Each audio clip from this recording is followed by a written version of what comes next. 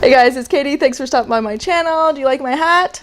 It's my new garden hat. I got it at Costco. It was only like $10. Check them out if you have them. They have a nice chin strap, nice and broad, so I don't have to worry about any sunburns on my face, also my neck and shoulders. Anyway, I'm gonna go out and look at the garden. I've been kind of putting this off because it's been rainy and then it was windy and it's a little bit breezy today, but I have my external mic, so hopefully you can hear me. And I just saw a groundhog in the backyard and near the beehive too. And so I'm gonna go out there and kind of babysit for a little while anyway. So I thought I'd bring you along, show you what's going on. Things are looking really nice. Yeah, you got your shoes on. This is like my favorite time of year to garden because it's after the frost, but before the heat and the mosquitoes and the drought that usually comes along in July and stuff like that. So we'll go look and see what's going on. Things are looking really good. Some things still need to be planted, but for a spring garden, it's looking pretty good. So we'll take you out and let you see what it looks like. Okay, so here's my fig.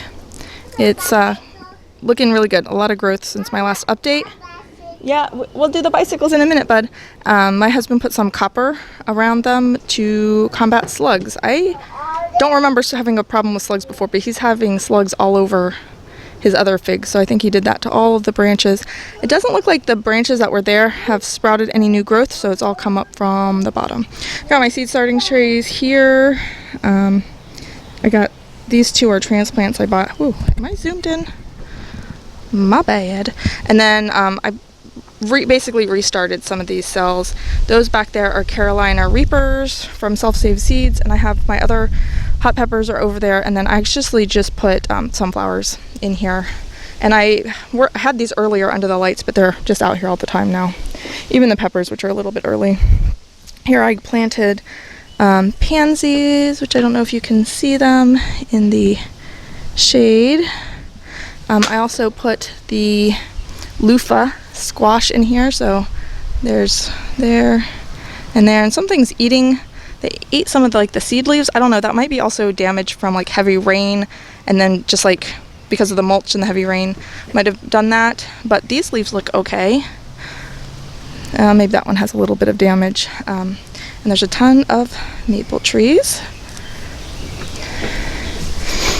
My rhubarb, it looks like it has some sort of maybe fungus going on, but honestly, I'm okay with that. I'm not really going to do anything to treat that. There's a gladiolus growing there. Are you coming with me? Come on. All right, over here is grapes. Little grape clusters.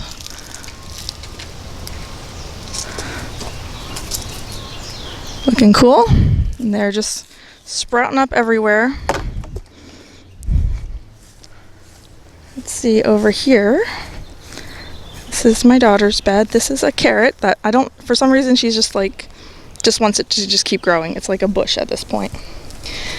But there's that. She put these pansies in there. Look awesome. I wish the other pansies I put in looked this awesome. This is a Easter lily. Some radishes that look like some insects have been eating on them.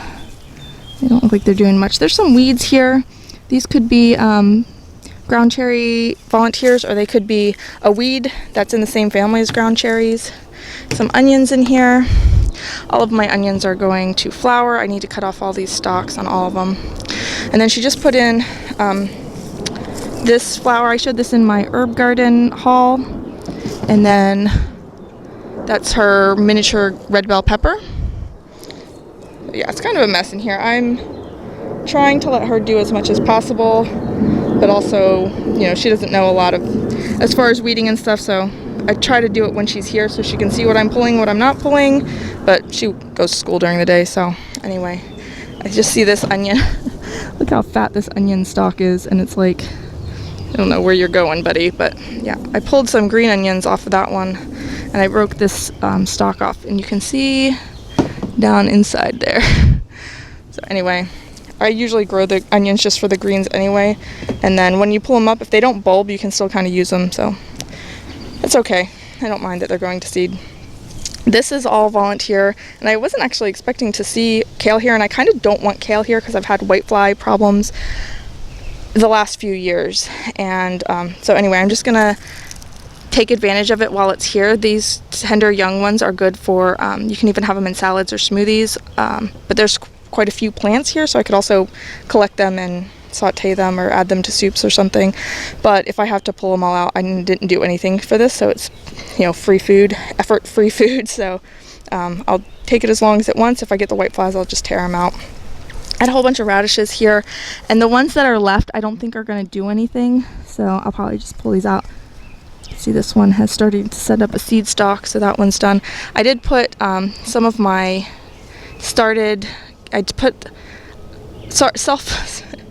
I started basil under the lights inside, so I put those plugs out. They don't look great. That's probably because it's a little too cold to put them out, but they were just not doing well under the lights, so I figured I'd throw them out here and see who survives.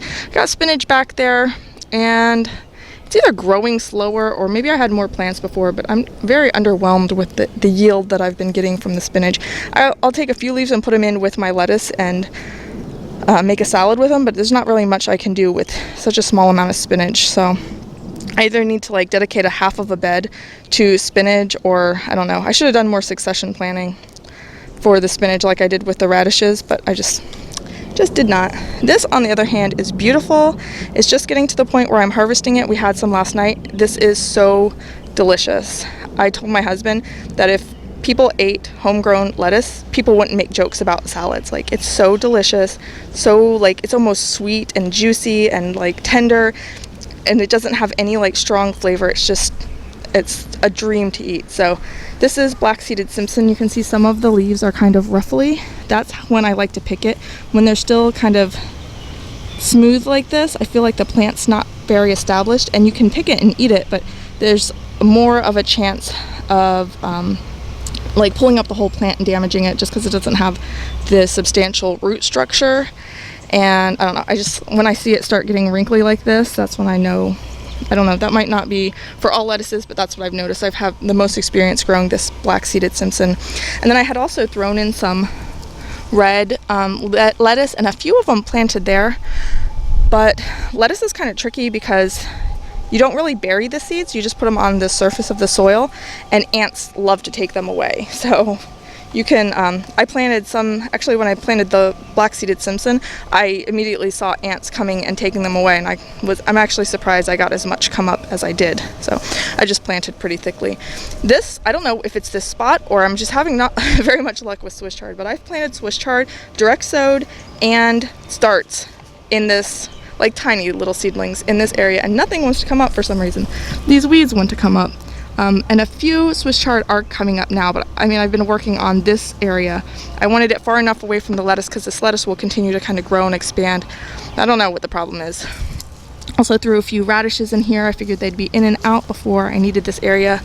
This is an overwintered Swiss chard that has bolted, and I'll just probably pull it out. I'll probably pull off those leaves, put them in a smoothie, and then pull that plant out. This is cilantro, and it's gone to seed, and you can see the flowers. They're so sweet, little white flowers. And this is actually self-seeded, so I'll let it throw its seed. Some more seeds have germinated, and I have quite a few plants here, so even these sort of frondy ones, they have good flavor, so I'll still use this. Yeah, garbage truck. A few more radishes here. I've pulled up a few, and then I planted radishes amongst the onions, and I guess some lettuce too, but I don't know, the radishes never came up. Maybe I just imagined that I planted radishes there.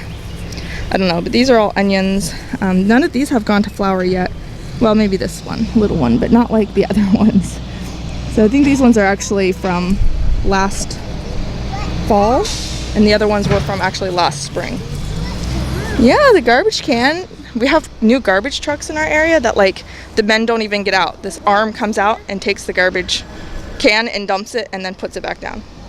It's like kind of the wave of the future, I guess. These are sugar snap peas, trying to not go up the trellis. I don't know why. They're like going that way instead of that way. I don't think I've seen any blossoms or anything yet, but they look very robust and beautiful. And then there's not very much going in here. This is my purple bed. I did put purple basil there and there, and I think that's it. Yeah, that's weeds. Oh, and then I put some up here and here. Ideally, I would put all of my big plants in and then tuck the basil in, but the basil needed to be planted or else it wasn't going to live. This is another Swiss chard. It's overwintered. See that big old seed stalk, and it will start to flower. This is the scarlet kale, which is not as purple as the picture shows. Like, I don't know, the red Russian kale has these same kind of purple veins that you saw in the other bed. Some of the leaves, and I don't know if these older leaves were maybe around during colder temperatures, and maybe it needs a cold snap to get that really vibrant color. And there's a few more basil seedlings here. And then I got over there is a bell pepper. I bought that as a transplant. That's the one that makes the purple bell peppers I had last year. Did very well, and I saved the seeds to replant them, and then I couldn't find the seeds, so I just bought another plant. All right, over here, these are the beets. I haven't done any thinning or anything of the beets, but they're getting to the point where I could put the greens in salads and smoothies and juices. There's a bunch of marigolds all throughout my whole garden. This is dill. Should probably start picking this and putting this in salads too, because I have a lot of dill in my other bed over there too. I don't see anything in the way of actual like beet formation, but the greens are looking awesome and lovely. And beet greens, usually by the end of the season, will look a little ratty. They're still totally usable, but I think they're just so beautiful like this. So for having them in a salad, this is like ideal. And then later, if you're going to saute them or add them to a soup or put them in a smoothie, then they don't have to be so picture perfect, but they're just so pretty with their red veins and their bright red stalks. Looks like I have a volunteer tomato coming up here. Actually, a few volunteer tomatoes. So that's interesting. I have no idea what those are. I'm kind of over tomatoes. I don't really care about them so much. It just seemed like a lot of work for getting a few tomatoes. I'd rather grow something that you can eat either right away or eat all the parts, like greens or I don't know, like the beets, you can eat all the parts. These are Swiss chards. Like I said, I've been trying to grow Swiss chard for a while. Got more here.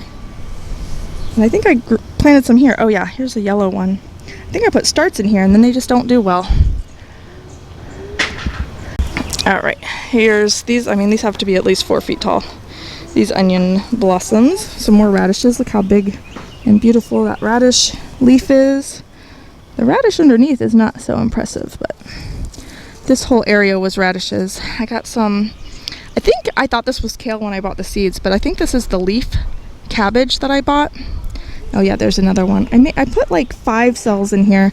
They weren't the strongest seedlings that I started, but none of them really survived. Just those 2, and they don't look great really. Those volunteer red Russian kale in the first bed came up and look as big as they did.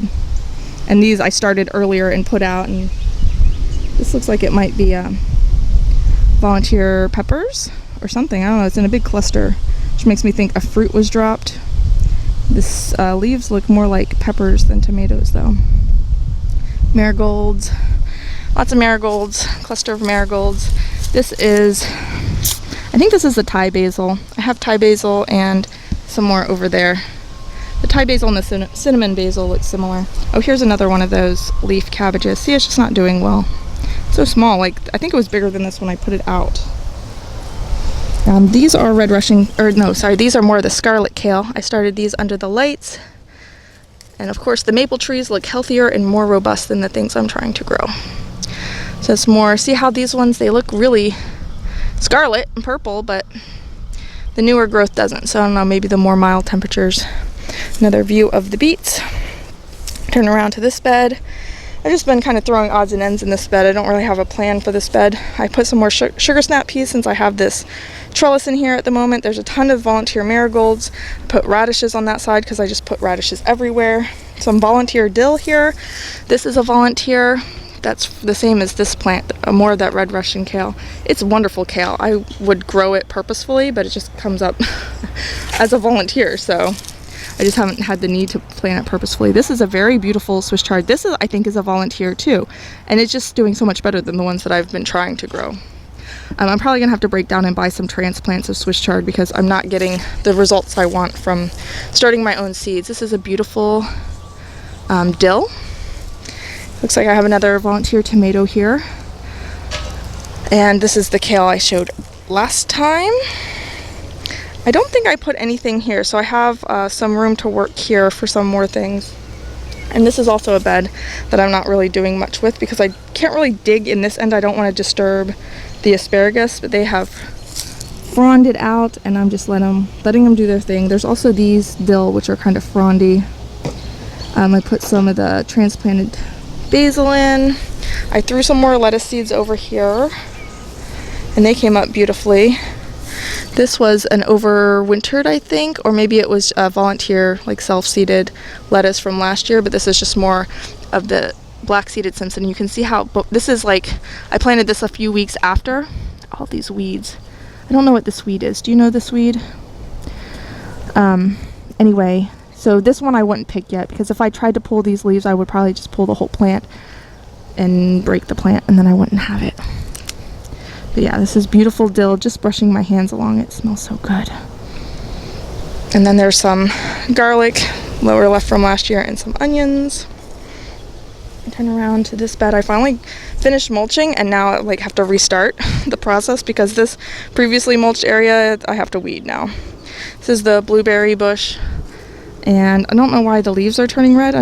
The plant looks okay and happy and it's blooming and making blueberries, so I don't know if that's just something that it does, but I've got quite a few clusters of blueberries, some more down here.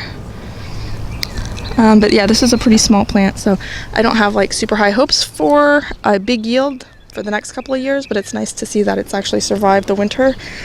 Here's my apple tree. I did treat it, but I treated it too late for the cedar apple rust. This is the most leaves it's had this late in the season. It's actually making a little apple there, but it's not going to make anything this year. I'm just not having any luck with it. This is fig coming up all from the bottom, and again he put copper, it's like just this like thin copper foil basically to try to keep the slugs off. There's also diatomaceous earth around here. If you see a white powdery stuff, that's what that is. This is the raspberry. I pulled up tons of raspberry. They were all through here, and I put canvas down and put the mulch down to try to keep it contained to this one area. So I mean, ideally I would love this whole yard to be nothing but raspberry brambles, just for my sheer love of raspberries, but I gotta keep it contained. Hops are going up the trellis. I had to tear up quite a bit of hops too. They've kind of gone wild too, which is nice. And then try to get a couple sneak peeks of the bees here, but I don't want to disturb them too much. Approaching from the side. Do not want to offend them. I'm not sure if last time I showed that we had put the second box on, but we put the second box up and they're filling it up. I actually did hive check myself while my husband was there too, but I pulled the frames and we found the queen in both hives on that day. It was, I think, 2 weeks ago. So it's always good to see, and we saw eggs and all different levels of brood, pollen, nectar. But yeah. Beautiful bees doing their job. Alright, over here, this is where I saw the groundhog earlier, so I'm actually gonna, when I'm done with this, pick all these red strawberries. Yeah, something, well, that one looks like bugs are eating that one. I like to wait for my daughter to come. She loves, this was always her job, even when she was a little toddler, was picking the strawberries. It looks like they have gotten a few casualties.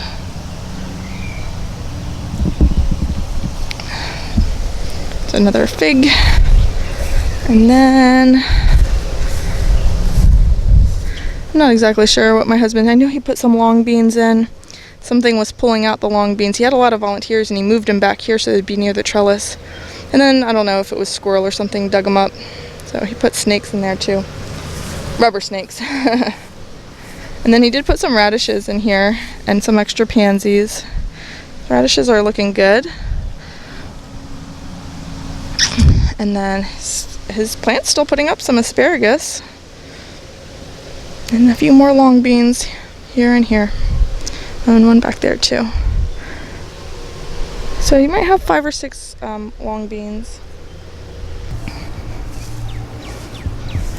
Alright, so this is the last section, and if you don't recognize this, last time you saw it was filled with spearmint, and we've been talking about ripping the spearmint up forever since we moved into this house. And my husband finally did it. Now, do we think that it's gone for good? No. I can see it there. And I can see it coming up all everywhere. That's spearmint. This right here is spearmint. This actually, right by my marker is spearmint. I planted poppy seeds right here. And the rest of this is just a wild flower mix we actually got from the Dollar Tree. And we don't really expect this to not be spearmint again in the near future, but for now a lot of it's pulled up. I put in, this is the pineapple sage, and then I put in the other kind of mints that we have in pots here. So this is peppermint, this is chocolate mint, this is orange mint or bergamot. This is my patchouli that I got, and then over here are my jalapenos and my, I guess they're called black Hungarian peppers in here. And then actually, let's see, these smaller ones, these 2 cells, this one actually looks dead. Actually, I can confirm that this is dead.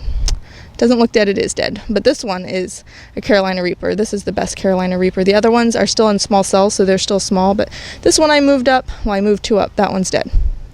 But this one looks really, really nice. So I kind of just planted them to see if I could, because they were self-saved seeds. So we'll probably put that in my husband's garden, but the other ones are other hot peppers that I wanted to have a lot of so that I could ferment some peppers. So hopefully I can find room in all my gardens for all of these. There's 16 plants.